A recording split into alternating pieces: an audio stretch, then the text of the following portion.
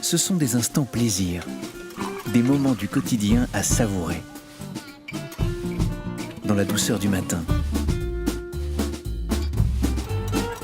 ou l'apaisement du soir, à l'heure du goûter après l'école, à tout âge, pour se donner du courage au travail.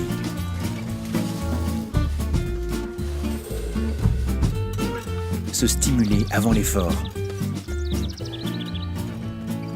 À la maison, en toute intimité, seul, en famille ou en couple. Des instants précieux, des instants Leroux à consommer sans modération. À l'origine de tous ces menus plaisirs, une plante, la chicorée. Découverte au temps des pharaons, 2000 ans avant Jésus-Christ, la chicorée était déjà appréciée pour ses multiples bienfaits, dont ses vertus digestives. Les Grecs louaient ses bienfaits régénérateurs. Charlemagne en recommandait la culture pour combattre les maladies du foie. Au XVe siècle, au même titre que le thé, la menthe et le romarin, la chicorée est considérée comme une plante alimentaire et médicinale, commercialisée en pharmacie. 400 ans plus tard, en 1806, Napoléon Ier décrète un blocus sur toutes les importations britanniques comme le sucre ou le café. La chicorée devient alors la boisson la plus répandue et s'installe dans les foyers français. En 1858, la saga Leroux commence.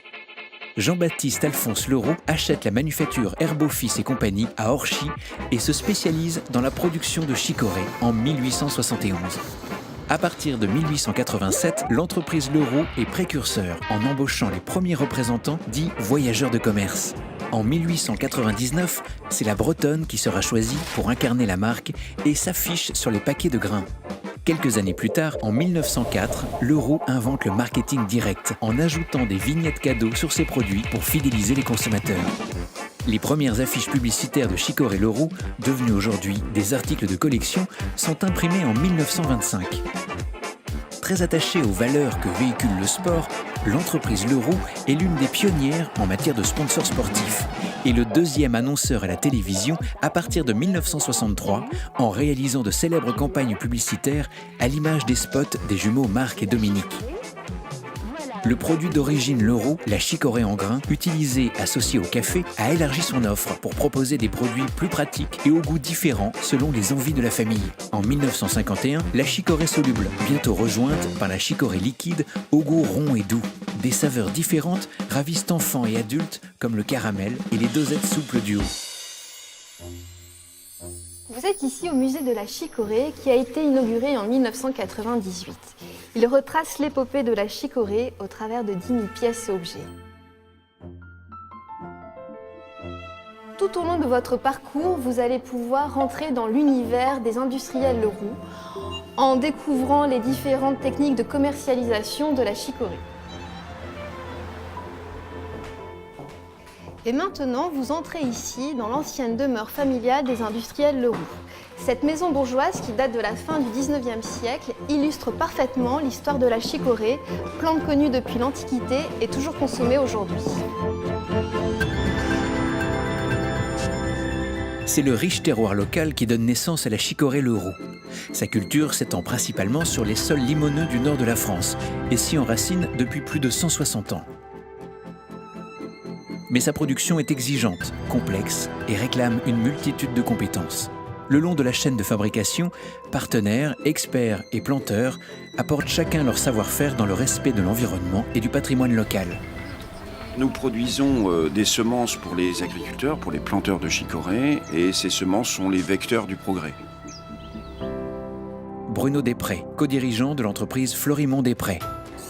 On croise des plantes, on essaye de trouver des plantes qui ont des particularités complémentaires et on essaye de répondre à ces exigences. Ça peut être le rendement par exemple et la résistance aux maladies. La chicorée c'est un semis souvent au 1er avril, donc pour une récolte 180 jours après, soit le 1er octobre. Yannick Delourme, ingénieur, responsable agronomique de l'interprofession de la chicorée de France. Mon rôle est de conseiller les planteurs de chicorée, qui sont au nombre de 250 dans la région, pour qu'ils sortent un produit de qualité en quantité pour l'industriel qui a besoin de transformer ce produit. Principalement, la réussite de cette culture, c'est la levée. La levée, c'est 90% de réussite.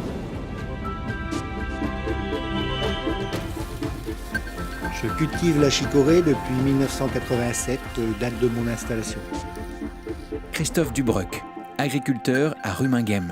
C'est difficile au niveau du désherbage puisqu'on dispose de peu de matière active, contrairement à la betterave. Et donc ça nécessite une intervention mécanique. À l'arrachage, notre travail, c'est de mettre à disposition les racines pour la sécherie. Vous êtes ici sur le site de la sécherie Le Roux de Vieille-Église. Nous sommes actuellement en pleine période de séchage avec une ouverture 24 heures sur 24 pour les 2 mois qui viennent. Pierre André, directeur de la sécherie. Notre métier, c'est la déshydratation des racines qui sont issues directement des champs des agriculteurs. Nous allons d'abord laver cette racine,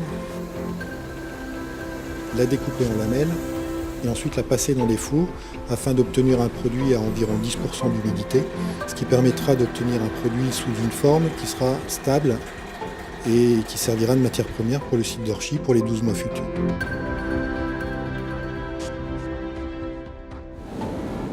Notre procédé de torréfaction démarre tout d'abord par la réception journalière de 90 tonnes de chicorée. Hervé Ducatillon, responsable unité de torréfaction.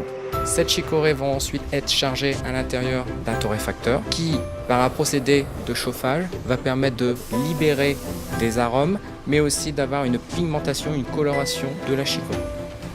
La chicorée torréfiée obtenue va être transférée au niveau du moulin pour un procédé de broyage.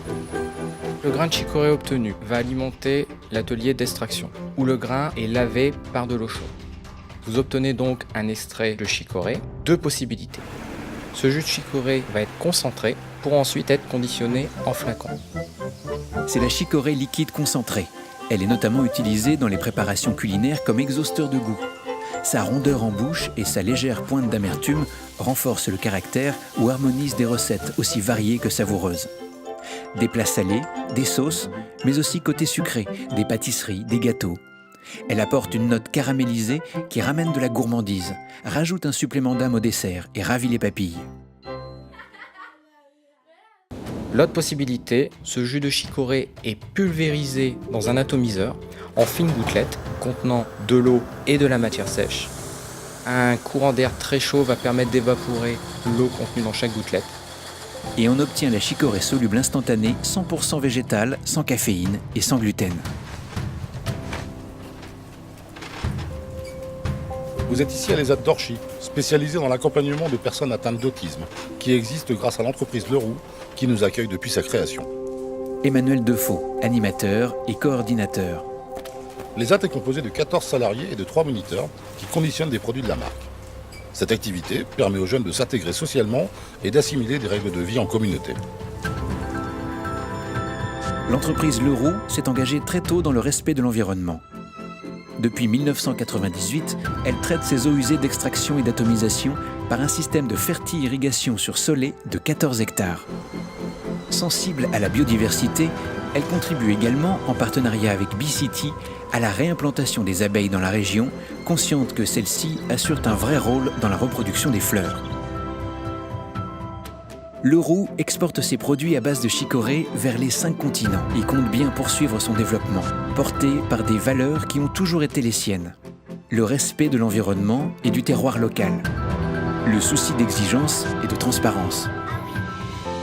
Le vivre ensemble et le plaisir partagé. Et ça fait 160 ans que ça dure.